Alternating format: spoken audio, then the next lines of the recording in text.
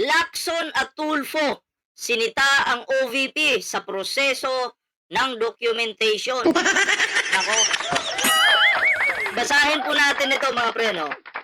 Ito po Oh, nairita si Senator Judge Panfilo Ping Lacson sa umano'y copy-paste na ginawa ng Office of the Vice President sa kanilang mga programa noong 2022 at 2023 sa gitna ng pagpapatuloy ng pagdinig sa impeachment trial. Ayan Ayon kay Lacson, hindi lamang binago ang pangalan, paglalarawan at mismong halaga ng pondo sa mga naturang programa. Binigyan din ng senador na ang ginawang ito ng OVP ay mistulang insulto sa common sense ng publiko at ng korte, bago tuluyang tinukoy ang naturang hakbang ng ahensya bilang stupid. Binalikan din ni Lacson ang magkaparehong 125 milyong pondo para sa una, ikalawa, ikatlo at ikaapat na quarter ng 2023 upang magastos ang kabuuang 500 milyong alokasyon. Ayan kapansin-pansin. Ito kapansin-pansin, anyang kapareho rin ito ng 125 milyong pondo sa huling quarter ng 2022. Ayan, basahin ko lang po ito sa inyo mga pre. Sa kabilang banda, binuweltahan din ni Senator Judge Erwin Tulfo si OVP Assistant Chief of Staff Lemuel Ortuño ukol sa kawalan nito ng dudang pumirma sa mga questionableng dokumento at acknowledgement receipts na isinumiti ng Security Office na si Dante Lacheca. Ipinaliwanag naman ni Ortuño na nakabase lamang ang kanyang mga aksyon at desisyon sa mga dokumentong inihaharap sa kanya ng kanyang tanggapan. Subalit, kinuwestiyon ito ni Tulfo at itinanong kung paanong nakasagot ng tama si Ortuño sa mga tanong sa paglilitis kung pilit nitong iginigiit na wala siyang alam. Ayon sa senador, ang tanging paraan lamang upang magawa ito ng testigo ay magsinungaling sa harap ng impeachment court. So, alam naman po natin mga priyano na itong lahat po, okay? Lahat po ng paraan gagawin po ng kampo ng kadiliman para lang magsinungaling. 'Di ba? Magsinungaling po. Ikaw nanumpa ka diyan, 'di ba? Tapos magsisinungaling ka dapat diyan ma-contempt po, 'di ba? Sinungaling po para bang ang impeachment trial yung Senado binabastos po nitong yung mga alagad ng OVP. Di ba? Ang pangit naman ng ganon. Kaya mahirap din pag sila'y kumanta, baka mabato sila ng laptop ni Sara Duterte. Ayun ang problema, di ba? Dito mga pre, experte po, kumbaga, anuhin nyo na po, i-expect nyo na po na itong mga to, eksperto sa pagsisinungaling, di ba? Eksperto sa paggawa ng mga, alam mo yon, yung tama binabaluktot nila. Sila po talaga ang tunay na nagbe-bend the law. Oo. Kaya, ayan itong si Ping Lacson, Senator Tulfo, dalawang Tulfo, saludo po tayo dyan mga pre, kasi sila po talaga, ay talagang hindi po matatawag na bias, O kung ano po yung nilalaman ng ebidensya, yun po yung kakampihan po nila. Di ba? Hindi po sila naglilingkod sa isang pamilya lang, wala pong ganun. Sila po ay may pusong Pilipino para sa bansa, pro-Philippines, para sa mga Pilipino po talaga. Di ba? Hindi po sila maka-China. Oo, yun po yung klaro dyan. Di ba? Kayo po, ito pa, idugtong pa natin ito mga pre, basahin natin ito. Ito matindi. Ayan Davao City. Epicenter of corruption. Diba? Kasi sabi nila noon ang Davao malinis daw.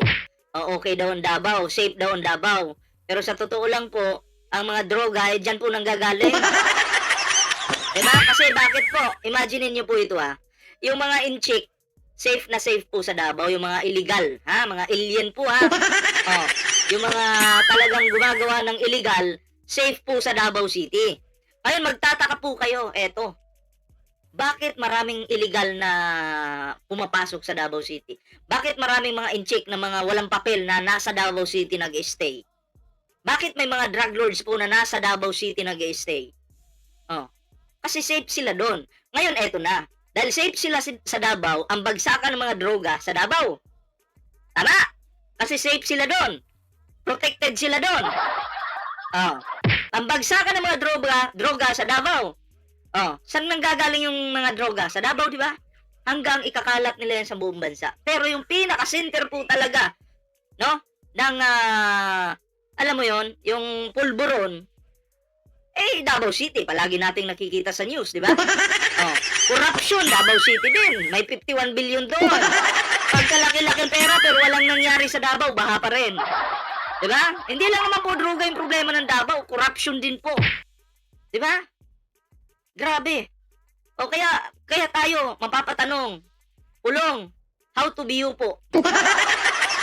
Kasi ang laki ng bahay mo diyan sa Davao. Yung pader ang tataas, Pulong. How to be you po? Diba? Nakaka-inspired naman. Sana balang araw si Ballpoint Man mag-congressman din at magnanakaw. Ha?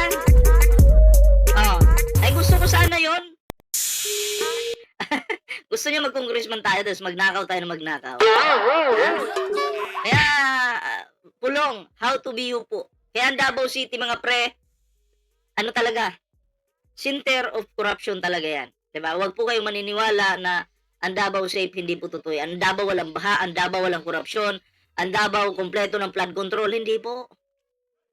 Diba? Huwag kayong maniniwala sa laway na kapital lang. Diba? So, ito pa mga pre, no? Gusto ko lang din po itong idugtong, itong balitang ito. Ito po, panoorin po natin ito, Pinabulaanan ni dating House Speaker Martin Romualdez ang pahayag ni Assistant Ombudsman Miko Clavano na may control siya sa House Committee on Appropriations na naglaan ng budget sa mga... So yan sinasabing ang may control daw po ng mga budget ay si former House Speaker Martin Romualdez at ito po. Manumalyang flood control projects. Ayon sa nagapagsalita ni Romualdez na si Attorney Elaine Atienza, hindi suportado at hindi ito tugma sa istruktura ng pamahalaan at sa aktual na proseso ng national budget.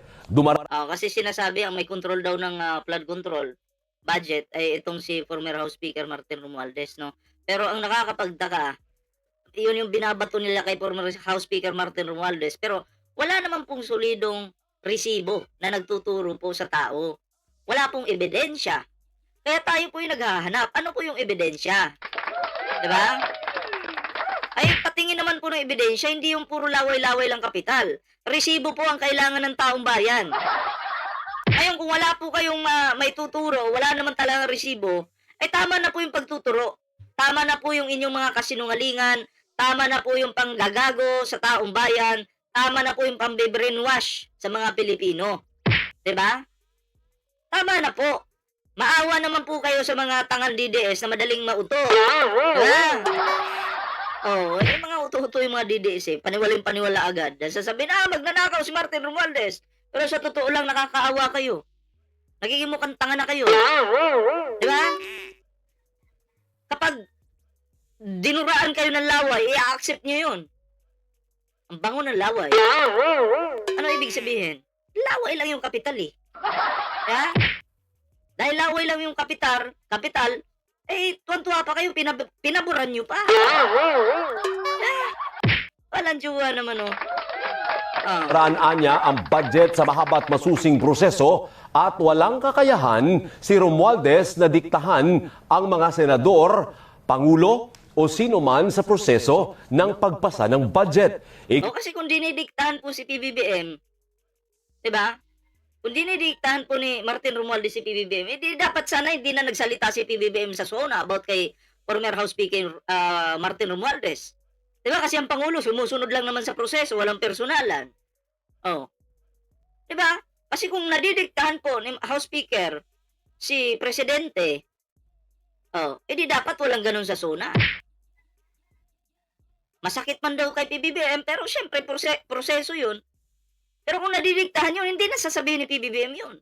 Nadidiktahan eh. Kaya, gets yung mga bobong DDF?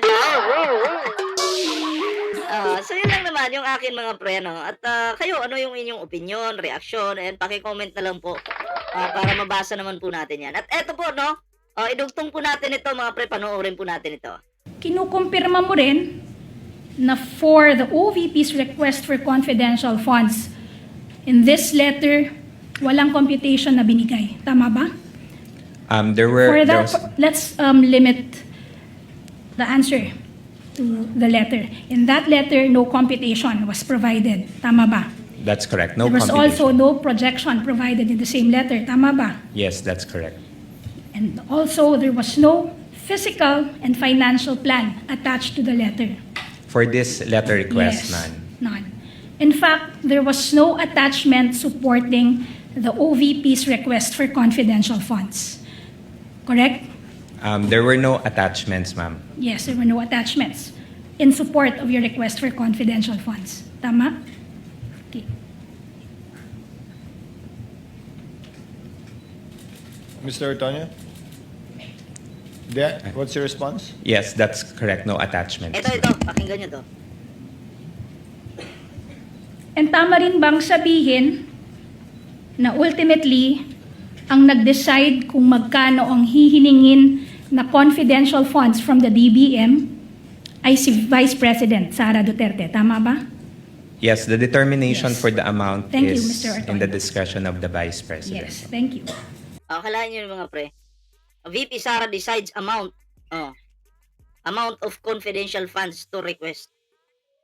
Diba? So, siya yung kumbaga si Sara yung magdidesisyon kung magkano yung gusto niyang pondo o budget, no? So, siya talaga yung gusto niya talagang siya yung maging bida, siya yung masunod, 'di ba? Sa lahat ng mukhang pera talaga to si Sara. Oo. 'Di ba? Eh pag sinabi niyang ganito at hindi nasunod, baka magtampo pa. Baka batuhin ka ng laptop. Diba? Kaya kailangan, ako yung magdi-decide, ito yung gusto ko, ito yung ganito kalaki. Diba? Kailangan masunod yan. Feeling ni Sara, prinsesa siya ng ng ibang ng Wakanda.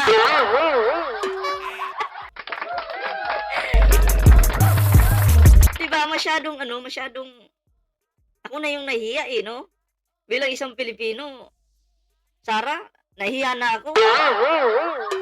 Grabe na yung ginawa mong tagagahan sa buong bansa. Nagiging gaga ka na no? Nagiging kupal ka pa, nagiging bobo ka pa. Lahat ng kamalasan siguro, Sara, bumagsak na sa'yo. Lahat ng kakupalan, bumagsak na sa'yo. Lahat ng kasamaan, hinigop mo na. At ginawa mo na. Diba? So, alam niyo mga pre, ang ganitong klaseng Vice President, hindi ko maintindihan bakit may mga DDS pa rin na tinatangkilik si Sara Duterte, no? Kahit sukang-suka na, nakakasuka na yung ugali. Siguro no choice na sila, kundi kumapit na lang sa ganyang style ni Sara. Kasi sa iba, hindi man sila tatanggapin, isusuka lang, sisipain lang, di ba? So, nakakahiya po, no? Nakakahiya maging DDS, nakakahiya maging supporter ni Sara Duterte, no? Kasi pag ikaw ay naging supporter ka ni Sara Duterte, ibig sabihin tanga ka. Diba? Ibig sabihin bobo ka, inutil ka. Imagine, no? Dito pa lang mga pre, no? Sara Duterte, VP Sara decides amount of confidential funds to request. So, kayo po, no? Ano po yung inyong mga opinion dito sa ating reaction video ngayon? Dito sa ating pinakamagaling maglustay na Vice President. And comment nyo naman para mabasa po natin yan. Oo. Diba? And syempre, no? Huwag kalimutang mag-like, share, subscribe sa ating YouTube channel, mga pre. Ayan may TikTok tayo dyan, may Facebook, kompleto naman po yan mga pre. Kalembangin nyo na lang po yung ating mga social media accounts. Importante po yan mga pre at syempre no, sa lahat ng mga silent viewers natin dyan, shout out po sa inyo, magandang gabi po. Ano po yun yung opinion? Ano po yun yung reaction? Gusto ko mabasa yan mga pre. I-comment nyo yan dito, no? Oo. Kasi shout out din pala, no? Shout out din pala sa mga naniniwala na si Sara Duterte ang presidente nila sa 2028, wag na po kayong umasa. Wag na. Wala pong Sara Duterte sa 2028. Nakita pa lang natin sa impeachment trial na yan, mga pre, matibay na yung ebidensya laban kay Sara Duterte. Kaya yung karir mo, Sara, yung karir mo, hindi na aabot ng 2028. Kasi sa impeachment trial yung pinagbabasihan namin eh.